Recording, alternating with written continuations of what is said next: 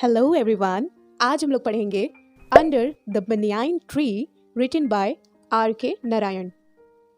ये स्टोरी शुरू होती है एक गांव से। उस गांव का नाम है सोमल गांव। ये गांव ना बहुत ही छोटा है और इस गांव के अंदर बहुत ही कम लोग रहते हैं। ये गांव बहुत ही ज़्यादा गंदा है, मतलब इस गांव के अंदर बहुत ही ज़्यादा गंदगी पड़ी रहती है और वहाँ पे पानी के लिए एक ही टंकी है जहाँ से लोग पानी भरते हैं और उसी को पीने के लिए यूज़ करते हैं, उसी को ना नहाने के लिए भी यूज़ करते हैं। तो वो गांव ना बहुत ही छोटा है और बहुत ही ज़्यादा गंदा है, इसलिए उस गांव में बहुत ही कम लोग स्टे करते हैं। उस गांव में एक बहुत ही बूढ़ा इंसान रहता है जिसका नाम है नाम्बी। ये नाम्बी जो है ना, ये एक स्टोरी टेलर है। ये स्टोरी को अपने ही तरफ से बनाता है और बहुत ही अच्छी तरीके से बताता है गांव वालों को। ये जो नाम्बी है ना, ये मंदिर में रहता है और मंदिर की साफ सफाई करता है, वहीं पे रहता है। इसके पास एक झाड़ू होता है और कुछ भी नहीं होता इसके पास, ना ही कपड़े होता है, ना ही खाने के लिए कोई सामान होता है, इसके पास कुछ भी नहीं होता। ये मंदिर में रहता है और मंदिर की सफाई भी करता है और वहीं पे सोता है। जब इसको भूख लगती है ना, तो ये लोगों के घर जाता है और वहीं पे ये खाना खा लेता है और कुछ लोग इनको कपड़े खरीद के भी दे देते हैं। तो इनका काम ना ऐसे ही चलता है। लोग नाम्बी को बहुत ही ज्यादा आदर और सम्मान देते हैं। मंदिर के पास एक बनियाइन ट्री है, बहुत बड़ा। वहीं पे ये नाम्बी बैठते हैं और जब भी इनको स्टोरी बतानी होती है तो क्या करते हैं, वहाँ पे एक छोटी सी लैंप रख देते हैं ताकि लोगों को पता चल जाए कि आज रात ये स्टोरी सुनाने वाले हैं। और लोगों को पता चल जाता है कि यहाँ पर छोटी सी लैंप रखी है, इसका मतलब ये है कि आज नाम्बी हम लोग को स्टोरी बताने वाले हैं। और लोग क्या करते हैं, इकट्ठा भी हो जाते हैं। ये जो नाम्बी है ना, ये स्टोरी टेलर हैं। इनको स्टोरी बनाने में 1 हफ्ता लगता है। ये अपने आप ही से स्टोरी बनाते हैं और बहुत ही अच्छी तरीके से स्टोरी बनाते हैं। और जब इनकी स्टोरी बन जाती है तब उसी पेड़ में, जो बनियाइन का ट्री है ना, उसी ट्री के नीचे ना वो लैंप रख देते हैं और जब लोग इकट्ठा हो जाते हैं तो ये बैठ के वहाँ पे 3 घंटे की स्टोरी लगातार लोगों को सुनाते हैं। जब लोग ध्यान से इनकी स्टोरी सुनते हैं तो काफ़ी बार वो लोग रोने भी लगते हैं और काफ़ी बार वो हंसने भी लगते हैं, क्योंकि जब ये स्टोरी बताते हैं तो लोग बहुत ही ध्यान से उनकी स्टोरी सुनते हैं और वो स्टोरी भी बहुत ही अच्छी तरीके से बताते हैं। स्टोरी सुनाते सुनाते ये कभी भी नहीं अटकते। अब क्या होता है, फ्राइडे लोग उस टेम्पल पे आते हैं अपना पूजा करने के लिए। फूल और वगैरह वगैरह जो भी चीज़ें हैं वो लेके आते हैं।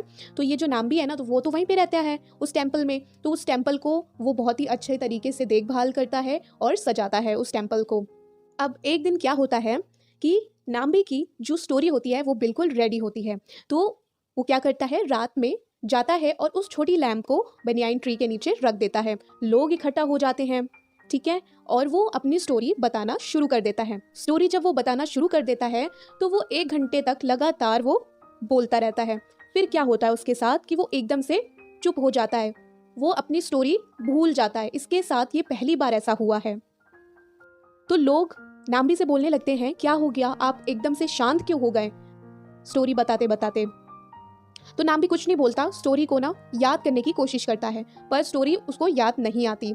और कुछ लोग बैठे रहते हैं कि अभी इनको स्टोरी याद आएगी तो ये बताएंगे, पर 2 घंटे ऐसे बीत जाते हैं।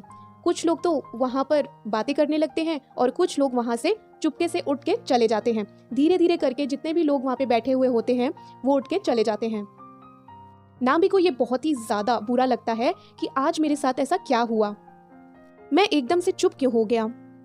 वो सुबह उठता है और बस ध्यान लगाता है और स्टोरी बनाने की कोशिश करता है। दूसरे हफ्ते क्या होता है, जब वो लोगों को इकट्ठा करता है, जब अपना लैंप वहाँ पे रखता है, लोग इकट्ठा होते हैं वहाँ पर, तब भी इनके साथ यही होता है कि ये स्टोरी बताते बताते रुक जाते हैं और लोग धीरे धीरे करके उठ के चले जाते हैं अपने घर में।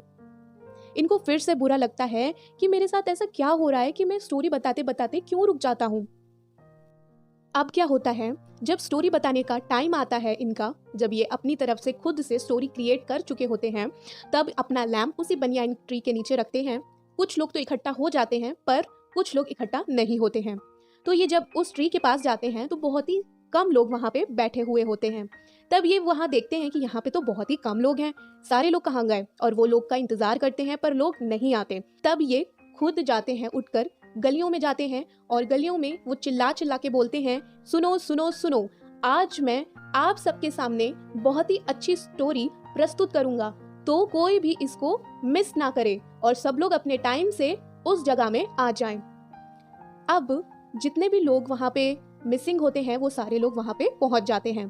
अब नाम्बी वहाँ पे बैठते हैं और अपनी स्टोरी बताना शुरू कर देते हैं। बताते बताते ये फिर रुक जाते हैं। कैसे भी करके उस टाइम ये अपनी तरफ से स्टोरी बना बना के ख़त्म करते हैं और बोलने लगते हैं, जो गॉड है ना वो गिफ्ट देता है और ले भी लेता है। और वो बोलते हैं, अगर जैस्मीन का फूल स्मेल देना बंद कर दे, उसमें खुशबू आना बंद हो जाए तो उसका क्या काम। ऐसे ही अगर दिए में ऑयल ना हो तो उस दिए का क्या काम। और वो लोगों से बोलते हैं कि मैं एक मैसेंजर था, जो गॉड मेरे से बुलवाना चाहते थे स्टोरी के द्वारा, मैं आप सभी को बताता था, बट अब ये मेरे पास उनका गिफ्ट नहीं रहा। जो गॉड आपसे बात करना चाहते थे स्टोरी के द्वारा, तो गॉड ने आप सभी से बात करी और मैं एक मैसेंजर था, बट अब नहीं। अब नाम्बी लोगों के सामने लास्ट बार ये बोलते हैं कि यही मेरी सबसे अच्छी स्टोरी थी और यही मेरा सबसे आखिरी शब्द था। तो वहाँ पे जितने लोग बैठे थे वो सब ये सुनते हैं और बोलते हैं नाम्बी को कि आप ऐसा क्यों बोल रहे हैं, आप आगे हमें कहानियाँ नहीं सुनाएंगे, आप तो इतनी अच्छी अच्छी कहानियाँ सुनाते हैं, फिर आप ऐसा क्यों बोल रहे हैं। तो नाम्बी ना अपना सिर हिलाते हैं और कुछ भी नहीं बोलते।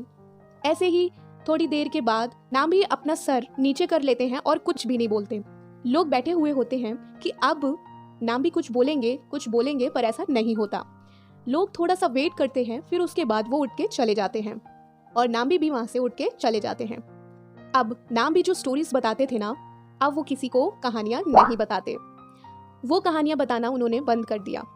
और जब भी लोग उनसे मिलते थे तो वो खाली केवल अपना सर ही हिलाते थे और कुछ नहीं बोलते थे।